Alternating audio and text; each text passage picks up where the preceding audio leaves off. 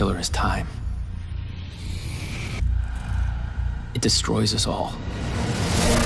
When Paul came back, he took away the only person who could stop the end of time. My brother, Will. This week at Gamescom, we finally found out we got a date for Quantum Break. It's coming out. We also got a better idea of sort of how this is going to work, how the TV or the sort of the non-interactive and the interactive parts of it are going to tie together. Can you just give us an overview of how that sort of the concept works? Sure. So Quantum Break has two elements: cinematic, story-driven action game and a live-action show. And they tell kind of two sides of a story. There are two perspectives into this. In the game you play Jack Joyce, our hero, and in the show you follow what's happening in the enemy camp inside a corporation called Monarch Solutions. So how the experience goes, you play through an act of the game. It ends in a special scene that we are calling a junction in time, where, because it's about time travel, because it's about alternate timelines, you see glimpses of two potential futures. You make a choice which future comes to pass. And then immediately afterwards, we unlock the next episode of the show.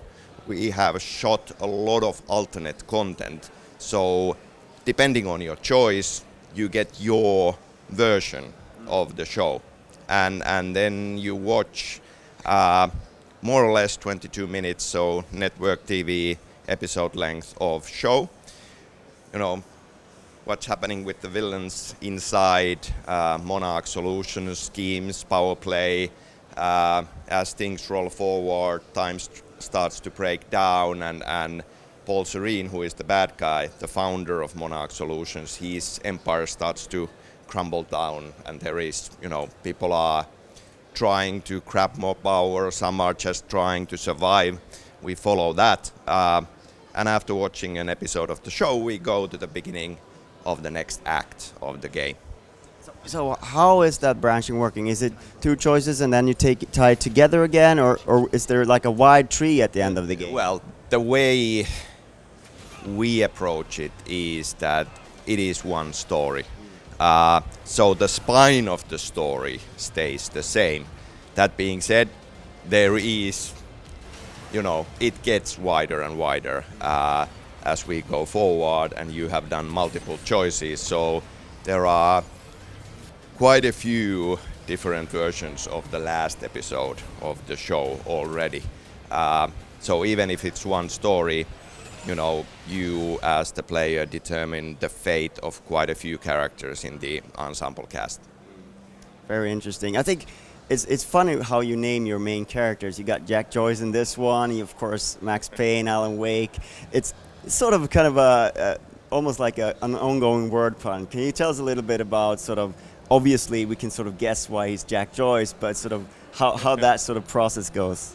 Yeah, I mean, naming is important, and it's part of the character for us at least. But so we always have an idea of the character and who he is or who she is, and we spend a lot of effort in the naming, and we have our own kind of tone to the naming.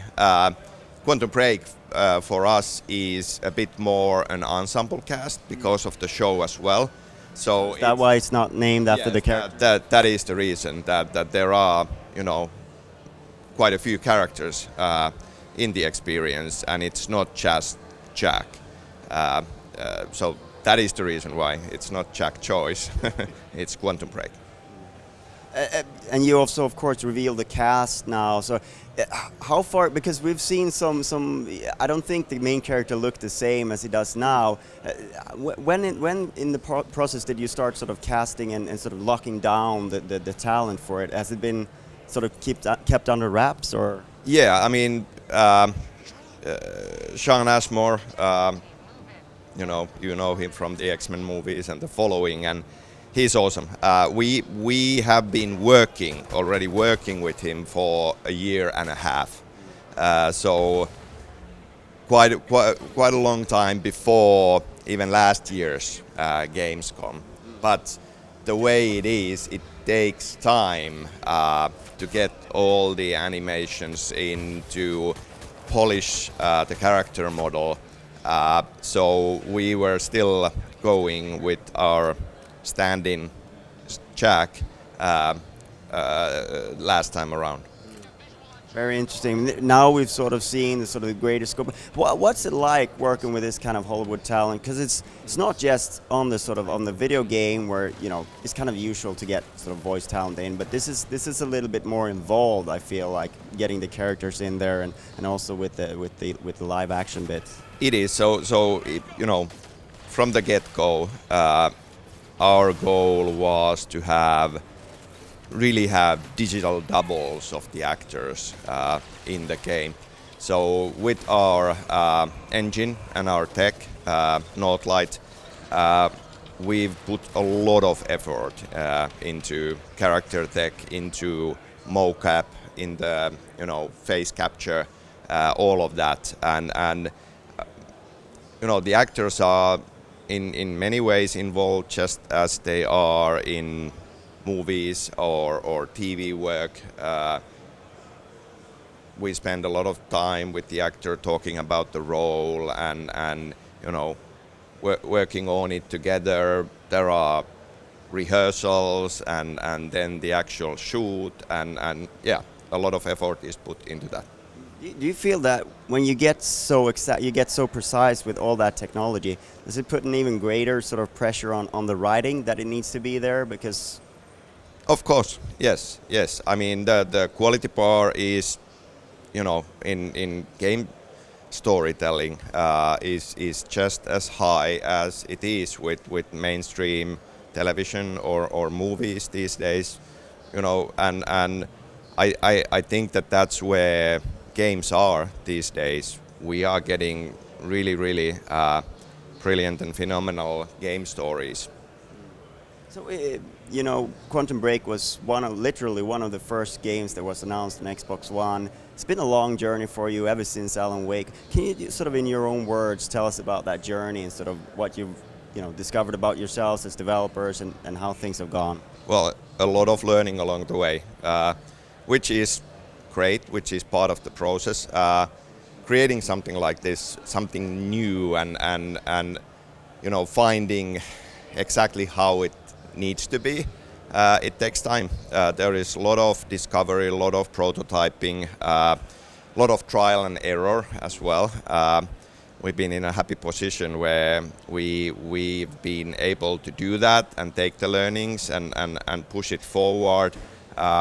Finally, the kind of finish line is there, and yeah, it's been a really interesting journey. So do you have anything to say to fans who are sort of longing for Alan Wake 2? Because that's how us gamers are. We just dream of sequels all the time. But it's only natural because we can't imagine what you're dreaming up in the studio. But what can you say to fans who are hoping for that? Well, first of all, Quantum Break is very much a Remedy game. So if you liked what we've done before, I'm sure you will not be disappointed. And as always, we have nods and winks towards our other games in our experiences.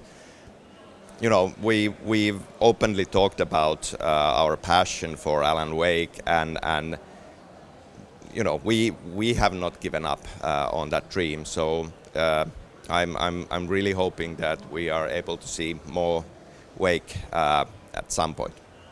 But first, we're getting Quantum Break in April, and of course, you can read up on Quantum Break on Gamereactor. It's been a pleasure talking to you. You've been hard to track down here, but thank you so much for your time. Thank you.